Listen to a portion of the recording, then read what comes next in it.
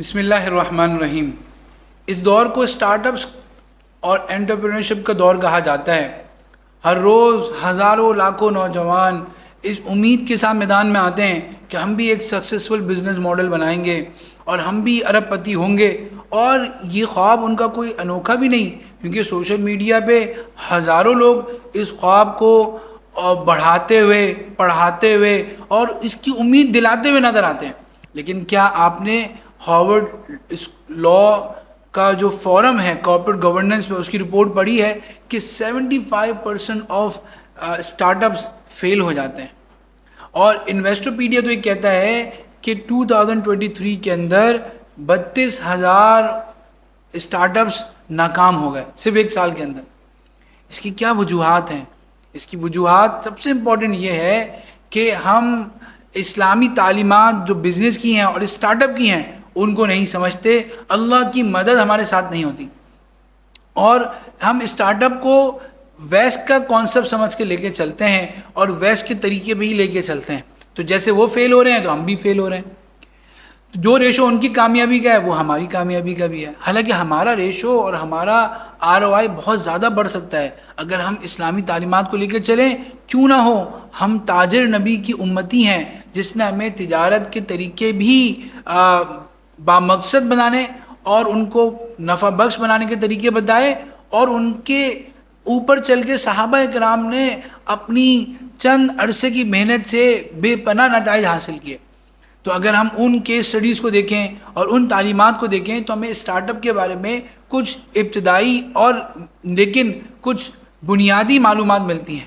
سب سے پہلی بات یہ ہے کہ جب ہم اسٹارٹ اپ بناتے ہیں تو اسٹارٹ اپ ہوتا کیا ہے؟ اسٹارٹ اپ شروع میں ایک بہت ہی کیپٹل انگیجنگ، یعنی بہت زیادہ پیسے لینے والا اور کم ریٹرن دینے والا کاروبار ہوتا ہے، کیونکہ شروع میں ایک آئیڈیا ہوتا ہے، تجربہ بھی اتنا نہیں ہوتا ہے، تو اس میں بہت پیسہ لگ رہا ہوتا ہے اور بہت وسائل چاہے ہوتے ہیں، اور یہ عمومی سوچ ہے۔ حالانکہ اب ویسٹ میں بھی ایک سوچ ابھر کے آ رہی ہے جس کو کہتے ہیں برڈ ان ہینڈ، یعنی آپ کے ہاتھ میں جو پرندہ ہے، آپ کے ہاتھ میں جو کچھ ہے، آپ اس سے استفادہ کریں، بجائے اس کے کہ آپ قرضے لیں، اور لوگ اس پر سودی قرضہ لیتے ہیں اور قرآن کریم کی وعید میں آتے ہیں یمحق اللہ الربا ویربی الصدقات، کہ اللہ سود کو مٹاتا ہے، تو سود بیس اسٹارٹ اپ بھی ناکام ہو کے رہے گا، آج نہیں تو کل ناکامی اس کا مقدر ہے۔ ہم اگر یا تو فائنینسنگ لیں تو اسلامی طریقے سے لیں، اور اگر فائنینسنگ لینے کی ضرورت نہیں ہے تو بلا ضرورت کراؤڈ فنڈنگ اور جو ہے نا ہم انویسٹمنٹ کے ذریعے لوگوں سے سودی یا اپنے اوپر بوجھ نہ قائم کریں، بلکہ ہم دیکھیں ہمارے پاس وسائل کیا ہیں۔ آپ کے لیے حضور صلی اللہ علیہ وسلم کی یہ حدیث نمونہ ہونی چاہیے کہ آپ صلی اللہ علیہ وسلم کے بعد ایک صحابی مانگنے کے لیے آئے تو آپ صلی اللہ علیہ وسلم نے فرمایا کہ تمہارے گھر میں کیا ہے؟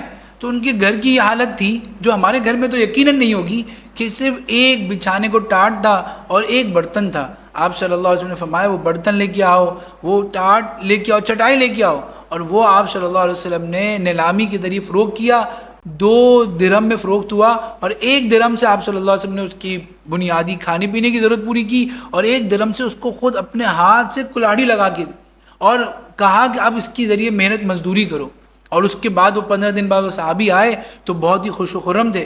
تو اس سے ہمیں کیا سبق سکھایا گیا کہ جو دیکھو تمہارے ارد گرد کیا وسائل ہیں، تمہارے گھر میں پرانے اسٹور روم میں کیا پڑا ہوا ہے، تمہارے پاس آئیڈیاز کیا ہیں، تمہارے فیملی میں کیا ریسورسز ہیں، تو ان کو استعمال کرتے ہوئے ہمیں اسٹارٹ اپ کو شروع کرنا چاہیے، نہ کہ انتہائی لیوریج اور انتہائی کیپٹل وینچر کے ذریعے ہم جو ہے بہت سارے اپنے پاس ذمہ داری لے لیں اور پھر وہ نتیجہ خیز نہ ہو، پروفیٹیبل نہ ہو، تو ہمیں کاروبار کو جلد بند کرنا پڑ جائے۔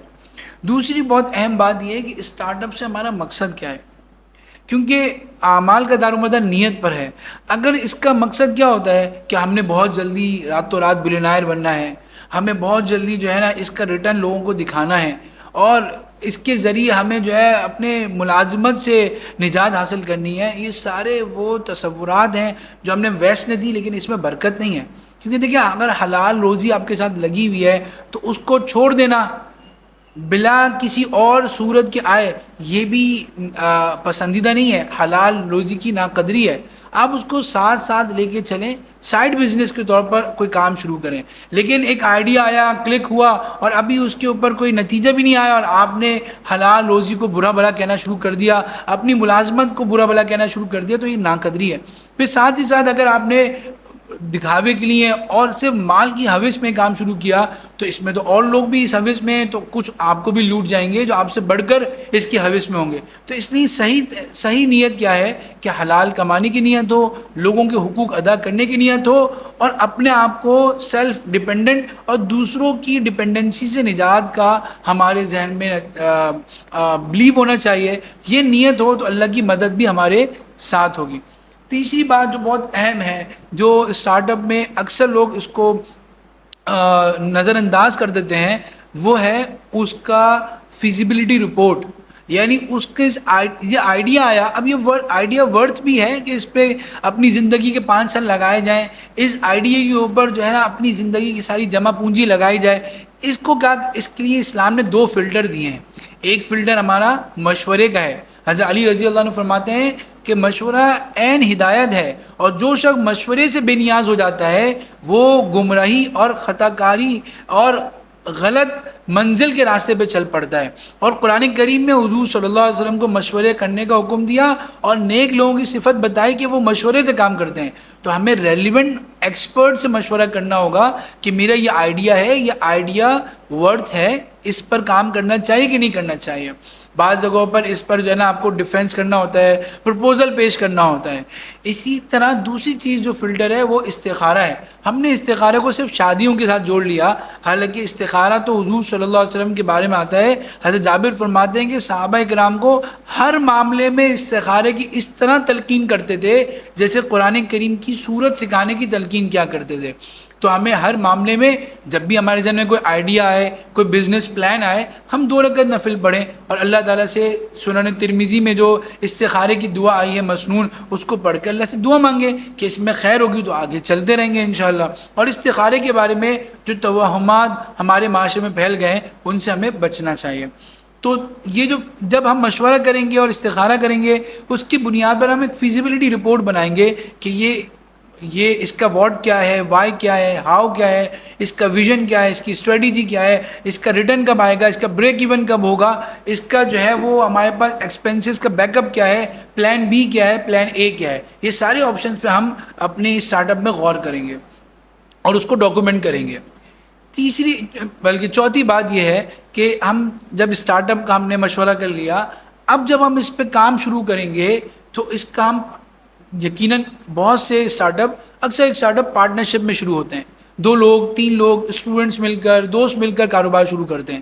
تو اس میں سب سے بڑی غلط فہمی اور سب سے بڑی غلطی کیا ہوتی ہے کہ ہم قرآن کریم کی سب سے طویل آیات کو اگنور کر دیتے ہیں کہ ہم لکھتے نہیں ہیں، پارٹنرشپ ڈیڈ نہیں بناتے. سب سے امپورٹنٹ یہ ہے کہ میری حیثیت کیا ہے. اگر میں اسٹارٹ اپ میں ہوں تو کیا میں پارٹنر ہوں دوسرے کا، یا دوسرا جو ہے وہ انویسٹر ہے اور میں ورکنگ پارٹنر ہوں، یا دوسرا جو ہے اصل بزنس اونر ہے اور میں اس کا ایجنٹ ہوں یا ملازم ہوں.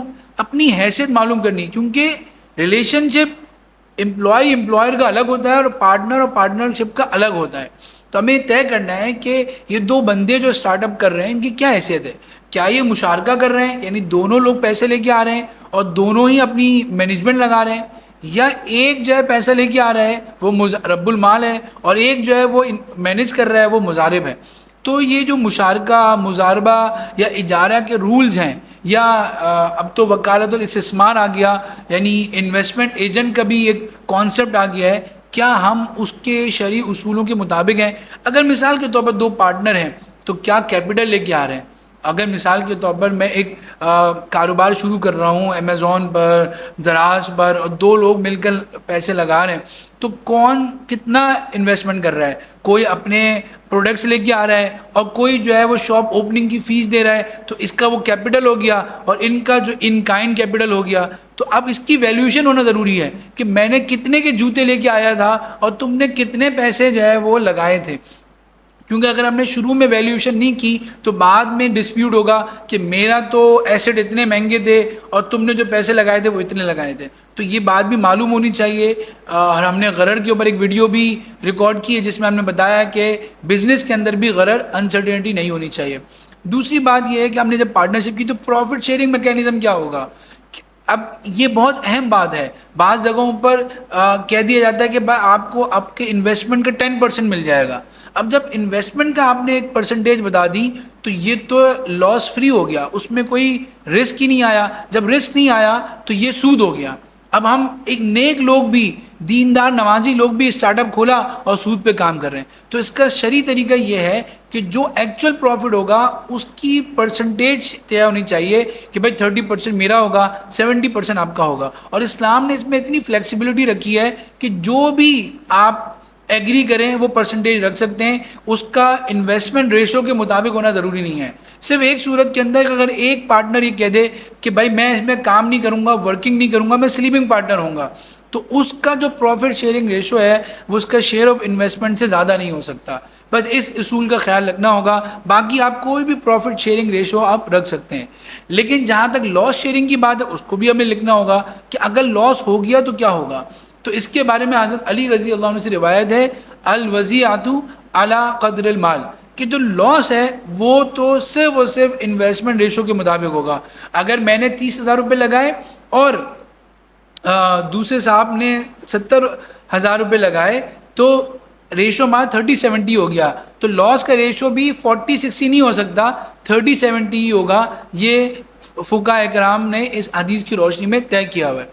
اب جب لاس کا شیئرنگ کا بھی ہو گیا, اس کے بعد ٹرمینیشن کیسے ہوگی. اب جب کبھی ہمیں اس پارٹنرشپ کو ختم کرنا ہوگا تو ہم کن اصولوں پہ ختم کریں گے, کون بزنس کو رکھے گا, کون گڈ ول کو رکھے گا, یہ پہلے سے ساری باتیں طے ہونی چاہیے. ورنہ برانڈ ایکویٹی کے اوپر, ٹریڈ مارک کے اوپر بھی جھگڑے ہوتے ہیں اور اچھے نیک دوست بھی جو ہے وہ آپس میں ایک دوسرے کی شکل دیکھنے کو روادار نہیں رہتے ان سٹارٹ اپ کی ناکامی کی صورت میں.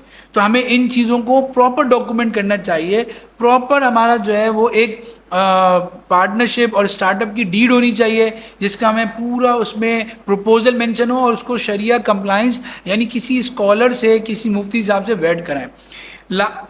آخری سیکنڈ لاسٹ بات یہ ہے کہ ہم اسٹارٹ اپ کے تمام قانونی تقاضے بھی پورے کریں.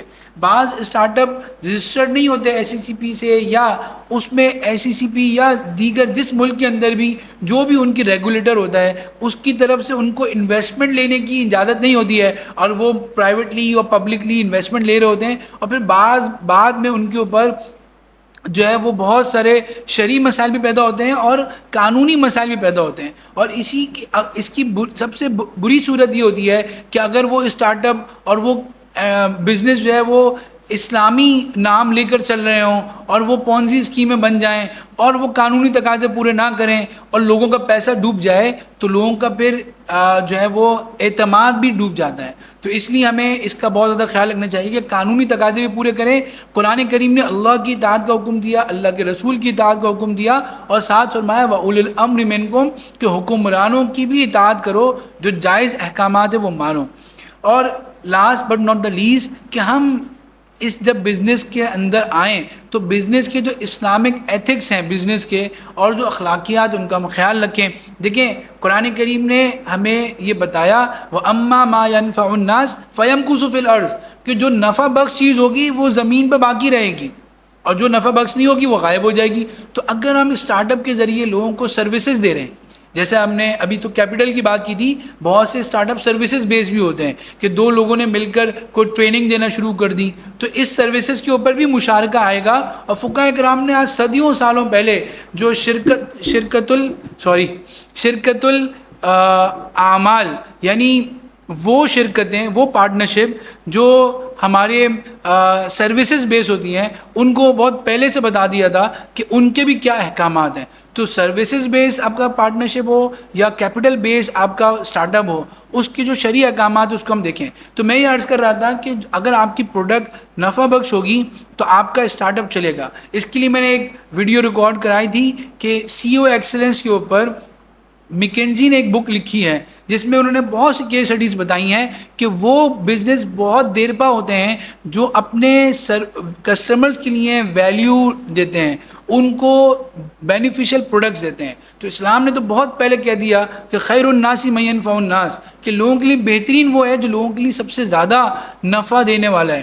تو اگر اپنے اسٹارٹ اپ کے ذریعے آپ ایسی پروڈکٹیو، ایسی کوئی بینیفیشل پروڈکٹ لے کے آئیں گے تو اللہ کی مدد آپ کے ساتھ ہوگی. تو ان پوائنٹس کو سامنے رکھتے ہوئے اگر ہم اسٹارٹ اپ کو اسٹارٹ کریں اور اسٹارٹ اپ کو رن کریں تو ہم بہت زیادہ پر امید ہیں کہ ہمارا اسٹارٹ اپ جو ہے وہ ویسٹ کی طرح ناکام نہیں ہوگا، بلکہ ویسٹ کے فائنینشیل اور سکسیسفل ماڈل سے کہیں زیادہ ہمارے مسلمانوں کا اسٹارٹ اپ نفع بخش رہے گا اور پروڈکٹیو اور رزلٹ اورینٹڈ رہے گا انشاءاللہ تعالی.